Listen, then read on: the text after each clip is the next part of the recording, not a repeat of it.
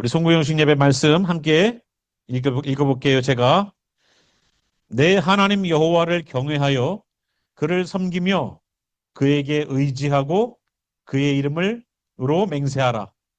그는 내 찬송이시요 내 하나님이시라. 내 눈으로 본 이같이 크고 두려운 일을 너를 위하여 행하셨느니라. 애굽에 내려간 내 조상들이 겨우 70인이었으나 이제는 내 하나님 여호와께서 너를 하늘의 별같이 많게 하셨느니라. 아멘. 오늘 우리 함께 말씀 나눌 말씀과 제목은요. 삶을 들여 하나님을 찬송하라라고 저희들 함께 보겠습니다. 우리가 이 땅에 태어난 것이 꽤 오래전에 태어나신 분도 계시고 아직 젊으신 분들도 계시지만 우리들의 한 해 한 해 살아가는 인생들이 벌써 지금까지 왔죠. 그죠? 수많은 위기가 있었고 수많은 우여곡절이 있었고 수많은 위험이 있었음에도 불구하고 오늘 이 시간까지 하나님이 살려두신 데에는 저는 분명히 이유가 있다라고 봅니다. 저 또한 인생 살면서 몇 번의 죽음의 고비를 넘겨갔고 지금 이 자리에까지 왔어요. 그죠? 아마 여러분들도 한두 번 정도는 진짜 그때 죽을 수 있었는데 라는 위기감이 있었던 시기가 있었을 겁니다. 그런 위기감을 다 지나고 지금까지 살아있다는 것은 강하다는 거예요. 누가 강한 자냐라고 물어보면 센 사람이 강한 게 아니라 끝까지 남는 사람이 강한 거래요. 예. 그래서 오늘 우리가 한 해를 지나면서 신명기 10장의 말씀을 저희들이 함께 볼 거고요. 우리가 또 시작하는 시간에는 신명기 11장을 저희들이 보게 될 겁니다. 오늘은 저희들이 신명기 10장에 나와 있는 이스라엘 백성들을 보고 가나안 땅 들어가면 이렇게 살아라라고 말씀하신 디렉션이 바로 신명기 말씀이에요. 그래서 오늘 특별히 한 해가 맞춰가기 때문에 어떤 말씀으로 함께 나눌까라고 생각을 하다가 20절부터 22절까지 세 절만 저희들이 함께 보도록 하겠습니다. 하나님께서 하나님을 경외하라라고 말하고 있고요. 20절에 보니까 그를 섬기라고 나와 있고 그를 의지하라고 나와 있고 그의 이름으로 맹세하라고 나와 있습니다. 우리 보고 그렇게 요구를 하시는 거예요. 하나님이. 그리고 그는 우리의 찬송이시래요. 찬송의 대상, 찬송의 목적, 찬송의 방법 다 하나님이래요. 그러니까 우리가 프레이징 한다고 하지만 이 프레이징의 얼티밋 고울은 어디가 돼야 될 것 같아요? 하나님이 되는 거예요. 하나님이 돼. 우리가 아니에요. 요즘 찬양들이 많이 다른 방향으로 가고 있습니다. 그죠? 나를 위로해 주세요. 내가 힘들 때에 내 힘이 되게 해주세요. 내가 아프고 힘들 때에 낫게 해주세요 쪽으로 방향을 잡고 가고 있더라는 거예요. 그런데 하나님은 분명히 성령에 써놓으셨어요. 내 찬송이시라. 우리의 찬송의 대상이기도 하고 찬송의 이유이기도 하고 찬송의 목적이기도 한 분이 바로 하나님이래요. 교회 다니니까 당연히 그렇죠. 아니에요. 우리 인간 자체가 하나님이 그거를 위해서 우리를 만들어 놓으셨대요. 이스라엘 백성들에게 그렇게 말씀하시는 거예요. 가나안 땅 들어가기 전에. 그리고 내 찬송이시요 내 하나님이시라. 내 눈으로 본 이같이 크고 두려운 일을 너를 위하여 행하셨느니라. 이 크고 두려운 일들을 하나님 행하셨대요. 이스라엘 백성들이 하나님을 경험한 적이 없어요. 그런데 이스라엘 백성들이 처음에는 70명, 야곱의 가족들 70명이 애굽 땅에 들어갔다가 나올 때는 200만 명이 됐답니다. 200만 명. 굉장히 많죠. 2밀리언 정도가 나왔어요. 어떻게 그렇게 430년이 지나니까 70명이 들어가서 200만이 나왔을까? 한 가정당 한 12명 정도 자녀를 낳으면 된대요. 계산을 해보니까. 그러니까 옛날에 우리 조상들은 저희들 9남매예요 그러는데 우와 9남매요? 7남매요 그러는데 놀랐죠. 어떻게 여자분이 그렇게 얘기를 많이 나올 수 있지? 지금으로는 상상도 안 돼요. 그죠? 하나, 둘 결혼하니까 우리가. 그죠? 그런데도, 야, 자녀들을 이렇게 낳고 살았다는 겁니다. 그런데 여기 보니까 70명이 들어가서 그렇게 수많은 하늘의 별처럼 많은 인구가 되어서 나오는 그 모든 일들을 하나님이 하셨다는 거예요. 하나님이 하셨다는 거예요. 그래서 찬송이 된다는 겁니다. 하나님이 우리 보고 너희들 찬송해, 너희들 프레이징해, 너희들 예배드려라고 요구하시죠? 요구하십니다, 하나님은. 왜? 하나님은 그렇게 존경을 받으시고 존귀를 받으셔야 되는 분이기 때문이에요. 그런데 우리 보고 그냥 뭐를 시키셨는데 시키는 것으로 끝나던가요, 하나님이? 아니에요. 그 시키는 것을 하셨을 때에는 그 일을 우리가 감당할 수 있을 정도의 능력을 주세요. 여기에서 보니까 괜히 하나님 찬양하라고 그럽니까? 아니에요. 너희들 인구를 봐봐. 너희들 가족을 봐봐. 70명이 들어갔다가 200만이 돼서 별처럼 많은 사람들이 나왔잖아. 이거 내가 한 일이야 라고 하나님은 하나님께서 하신 일에 대하여서 얘기를 하시는 겁니다. 또 이런 비슷한 얘기가 12절부터도 나오고 있습니다. 하나님이 또 이스라엘에게 요구하세요. 12절 보니까 이스라엘아 내 하나님 여호와께서 내게 요구하는 것이 무엇이냐? 하나님이 요구하신다는 거예요. 하나님 요구하세요 안 하세요? 요구하십니다. 곧 내 하나님 여호와를 경외하여 그의 모든 도를 행하고 여기 성경에 적혀 있는 말씀들을 행하고 그를 사랑하며 마음을 다하고 뜻을 다하여 내 하나님 여호와를 섬기고 내가 오늘 내 행복을 위하여 여기서는 우리 성경에는 행복이라고 나오지만 우리가 그냥 일반적으로 그냥 해피니스가 아니라 이것은 우리가 정말로 하나님 앞에 온전히 설 수 있는 선, 그것을 얘기하는 거예요. 우리가 우리의 선을 위하여 내게 행하는 여호와의 명령과 규례를 지킬 것이 아니냐. 이렇게 이스라엘 사람들에게 얘기하셨어요. 그런데 왜 그렇게 하셨냐면은 여기 14절과 15절에 그 이유가 또 나옵니다. 우리에게 하나님을 경외하고 하나님을 섬겨라라고 마음을 다해서 섬기라고 말씀하시는 그렇게 요구하실 수 있는 이유가 있더라는 거예요. 이유가 뭔가 14절과 15절에 나옵니다. 하늘과 모든 하늘과 땅과 그 위의 만물은 본래 내 하나님 여호와께 속한 것이로되 우리는 이렇게 생각하죠. 저거는 자연이야. 그냥 네이처야 라고 얘기를 해요. 근데 아니래요. 그게 하나님께 속한 받은 것이었대요. 누구에게? 하나님 거라는 거예요. 15절 여호와께서 오직 내 조상들을 기뻐하시고 그들을 사랑하사 그들의 후손인 너희를 만민 중에서 택하셨음이 오늘과 같으니라.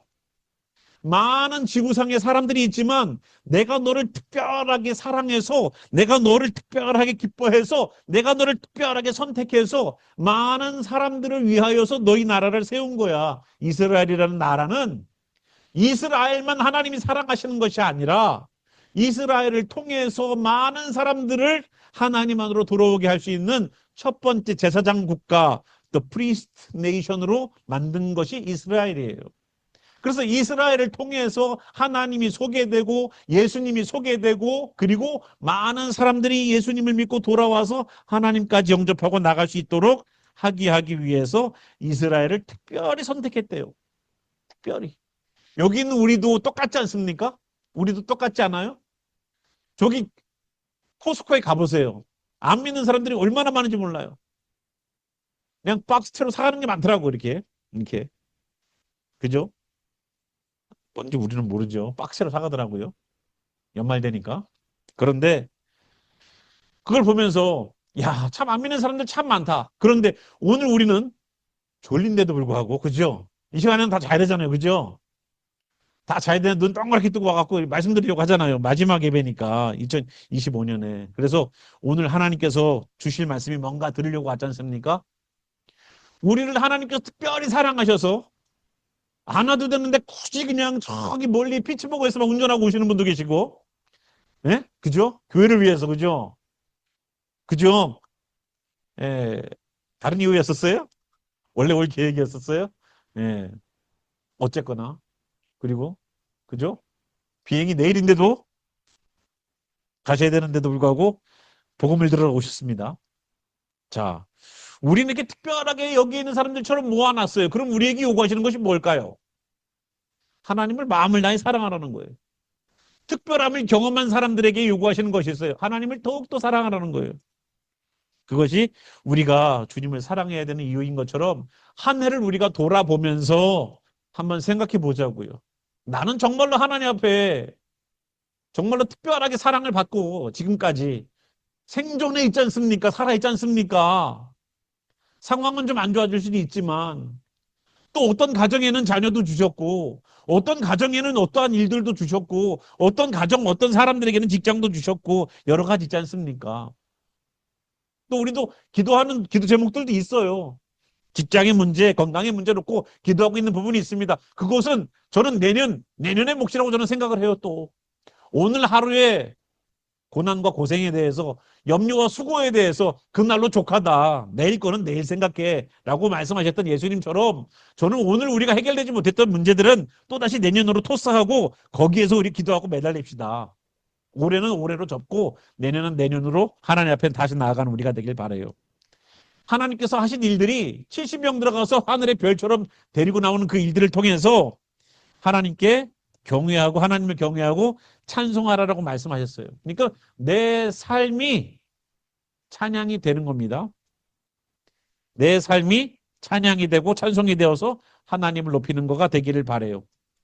올해를 돌아보시면서 내 삶에 참 좋은 게 하나도 없었어요, 주님. 이렇게 말하는 분들도 계실지 몰라요. 제가 올해 병을 얻었어요. 제가 올해 문제가 생겼어요. 여러 가지 안 좋은 것들도 굉장히 많을 거예요. 그런데 저도 그건 마찬가지예요. 저도 없던 문제가 생겼지 않습니까? 그럼에도 불구하고 감사한 거예요. 감사한 거예요. 그래도 살아있으니까. 살아있는 것 하나만으로도 내가 숨 쉬고 있는 것 하나만으로도 감사한 거예요. 저기 우리 지훈형 제님 고모님 같은 경우는 이 폐가 이렇게 섬유증이라고요? 폐가 어떻게 되신다고요? 폐가 렁이 어떻게 되신다고요? 숨쉬기가 힘드시죠? 그런 증상이셔요? 그러셔요. 지난주까지 힘드시다고 그러시는데 약을 굉장히 많이 도수도 높은 약을 비싼 약을 드셔야만 됐는데 그 약을 드시면 식사도 못 하시고 속이 미식거리고 아주 힘드셨대. 결국 이제 약을 끊으셨대네. 여러분 그 끊을 수 있는 약이에요? 생사가 관리 문제인데? 생사가 관리 문제인데? 저는 끊으셨다는 그 얘기를 듣고 나서부터는 우리 고모님 건강 지켜주세요라고 기도했다가 약 끊으셨다는 얘기를 듣고 나서 어떻게 기도하겠어요? 주님 살려주셔야 돼요. 기도가 톤이 바뀌더라고. 톤이 바뀌어요. 톤이 바뀌어. 그렇게 돼야 안 돼요. 그때 저도 약을 좀 의지했나 봐요. 저분이 드시는 약을 조금 의지했나 봐. 그렇구나.